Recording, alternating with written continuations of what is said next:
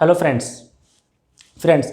अक्सर आम आदमी इस दुविधा में रहता है कि वो इस काम को करे या उस काम को करे। कहने का मतलब है कि वो कुछ काम ऐसे होते हैं जो कि इम्पोर्टेंट काम होते हैं और कुछ काम होते हैं ऐसे कि जो अर्जेंट काम होते हैं।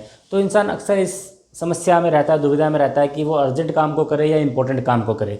कई बार हम एक आर्टिफिशियल अर्जेंसी की वजह से बहुत सारे वो काम कर जाते हैं जो कि हमें डिले करने थे या उनको हम बाद में भी कर सकते थे, लेकिन जो काम इम्पोर्टेंट है उन कामों पर हमारा फोकस नहीं जाता है। और यही वजह होती है कि दिन प्रतिदिन, हफ्ते, महीने, साल गुजर जाने के बाद भी हम उन्हीं चीज़ों पर फोकस कर रहे होते हैं जो कि हमारे लिए अनइम्पोर्टेंट होती हैं या फिर अर्जेंट नहीं होती हैं, और हमारा सारा का सारा फोकस सिर्फ़ और सिर्फ अर्जेंट चीज़ों पर रह जाता है। हम इम्पोर्टेंट चीज़ों पर कभी ध्यान दे ही नहीं पाते हैं।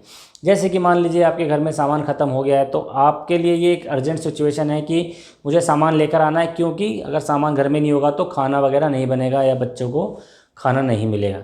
लेकिन इससे ज़्यादा इम्पोर्टेंट काम ये भी हो सकता है कि आप अपने आप को, अगर आपने कोई टारगेट दिया अपने आप को अपनी सेल्फ ग्रोथ के लिए, कि आपको लगता है कि हाँ मुझे पढ़ना था इस 1 घंटे या 2 घंटे में, या मुझे कुछ लिखना था, या मुझे कोई किसी को प्रैक्टिस करानी थी या किसी की हेल्प करनी थी, वो काम सारे इंपॉर्टेंट हैं लेकिन वो आपके लिए अर्जेंट नहीं है। तो आपने क्या किया, आपने इंपॉर्टेंट कामों को छोड़ के अर्जेंसी, यानी कि जहाँ पे आर्टिफिशियल अर्जेंसी थी वहाँ पे आपने अपने टाइम को फोकस कर दिया, अपनी अटेंशन को फोकस कर दिया। उसी प्रकार दोस्तों, कई बार क्या होता है कि हम एक आर्टिफिशियल अर्जेंसी क्रिएट करते हैं। मान लीजिए आपको लगता है कि आपके कपड़े गंदे पड़े हैं और आपको लगता है कि उन कपड़ों को पहले साफ़ करना ज़रूरी है, तो आप सारे काम छोड़ के उस काम में लग जाते हैं। और आपको ये भी पता है कि अगर इसी जो समय मैं इस समय 1 घंटा 2 घंटे इस काम में दे रहा हूँ, उस काम में मैं अपने लिए कुछ और काम कर सकता था, अपने आप को बेटर करने के लिए कुछ काम कर सकता था। लेकिन आपको पता है कि ये काम मेरे लिए इंपॉर्टेंट है अपनी ग्रोथ के लिए, सेल्फ ग्रोथ के लिए, लेकिन आपने उस काम को चुना जिसमें आपको एक आर्टिफिशियल अर्जेंसी नज़र आई। तो दोस्तों, हमेशा यही होता है कि इंसान इन दो चीज़ें फंस के रह जाता है कि उसको लगता है कि जो काम मेरे लिए अर्जेंट है मैं उनको तुरंत कर दूं, लेकिन जो काम मेरे लिए इंपॉर्टेंट है लेकिन कहीं ना कहीं आपने उनको अर्जेंसी के लेवल पर नहीं रखा है, तो आप उन चीज़ों को डिले करते चले जाते हैं।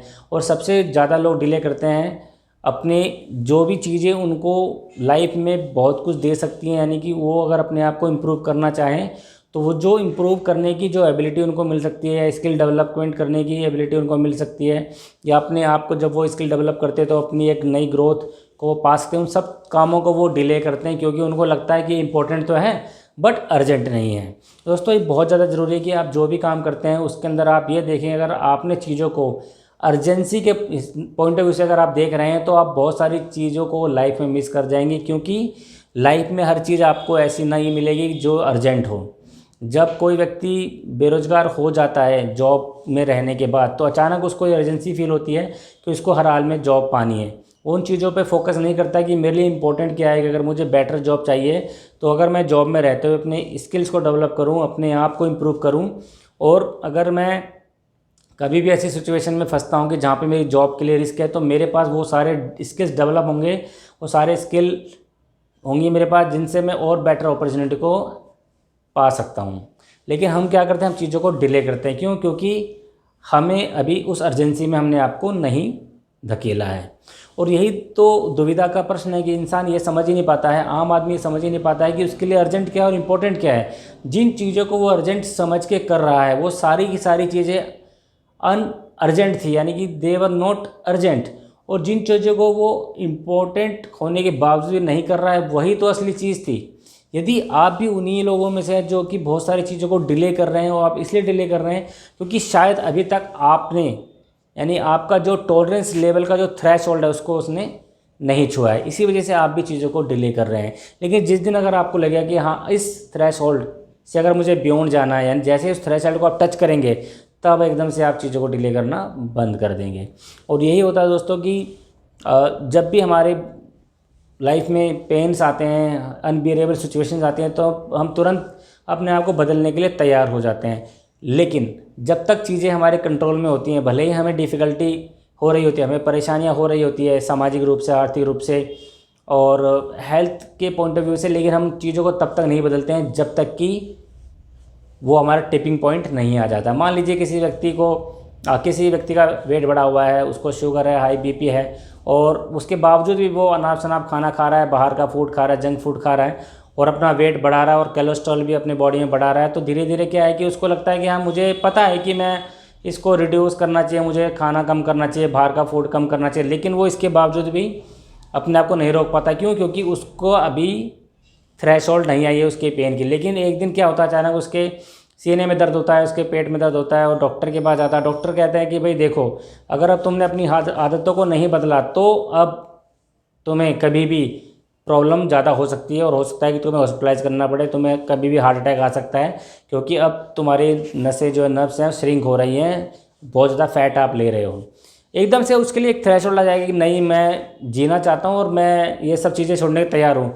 और अगले दिन से ही वो व्यक्ति पार्क भी जाएगा, जिम भी जाएगा, और जो भी उसको डॉक्टर एडवाइस करेंगे वो सारी की सारी चीज़ें करेगा, और जो नहीं खाने वाली चीज़ें उनको कम्प्लीटली अवॉइड कर देगा, तब तक जब तक कि डॉक्टर उसको ये ना बोल दे now you are completely okay. उसके बाद हो सकता है वो उसको छोड़ दे, या फिर हो सकता है उसको फिर से वो कंटिन्यू कर ले। क्यों? क्योंकि अब वो उस पेन से बाहर आ गया। जैसे कोई व्यक्ति उस पेन से बाहर आता है तो इसकी संभावना बहुत ज़्यादा रहती है कि वो फिर से उन्हीं हैबिट्स में फंस जाए, उन्हीं चीज़ों को करने लग जाए जो उसके लिए एक समय बहुत ज़्यादा हानिकारक थी।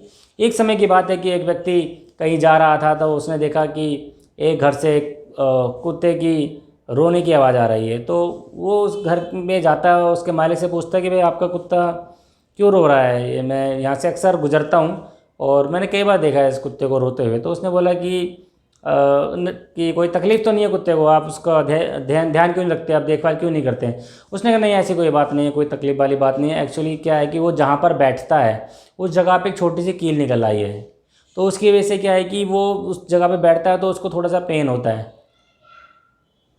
इस वजह से वो आवाज़ कर रहा है। यानी कि उस कुत्ते को पता है, उस डॉग को पता है कि इस जगह पर बैठने से मुझे पेन हो रहा है, लेकिन उसके बावजूद वो वहीं बैठ रहा है।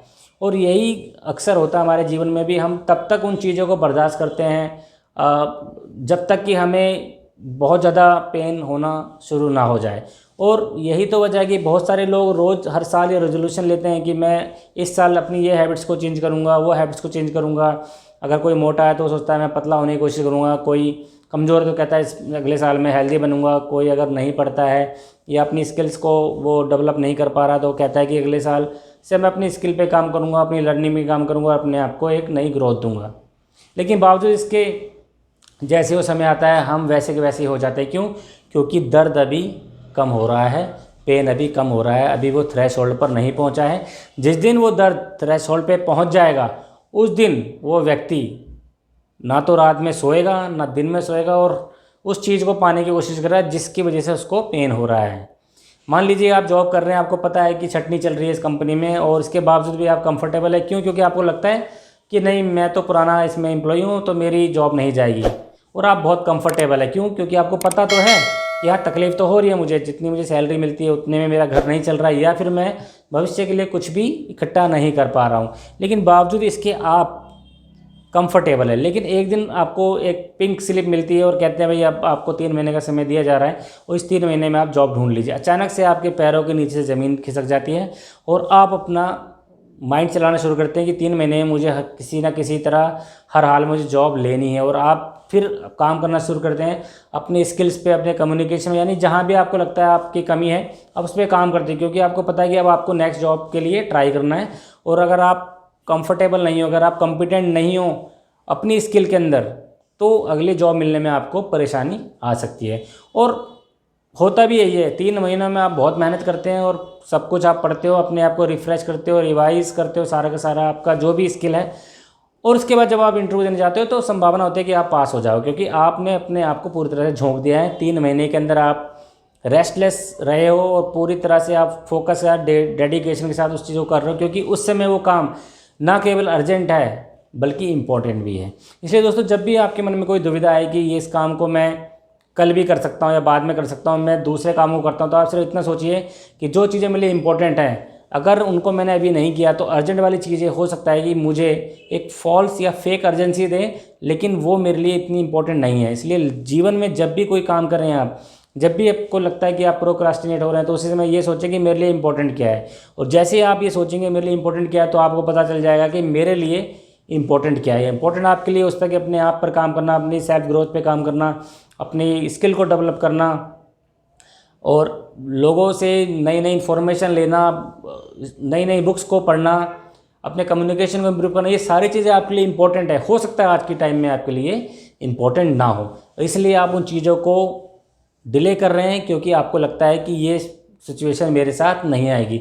हमेशा ये कहा जाता है कि जब भी आप जिस भी जॉब में, जिस भी प्रोफेशन में, उसमें अपने आप को आप अपग्रेड करते रहें, अपने स्किल को डेवलप करते रहें, क्योंकि ये ज़रूरी नहीं है कि जब युद्ध होगा तभी सेना युद्ध में जाएगी। युद्ध नहीं होने की स्थिति में भी सेना अभ्यास करना नहीं छोड़ती है, बल्कि कहीं ज़्यादा, युद्ध से कहीं ज़्यादा अभ्यास करती है, क्योंकि ये कहा गया है जितना पसीना आप खेल के मैदान में बहाओगे, यानी जितना पसीना आप प्रैक्टिस में बहाओगे, उतना ही कम खून आपका वॉर में होगा, युद्ध में होगा।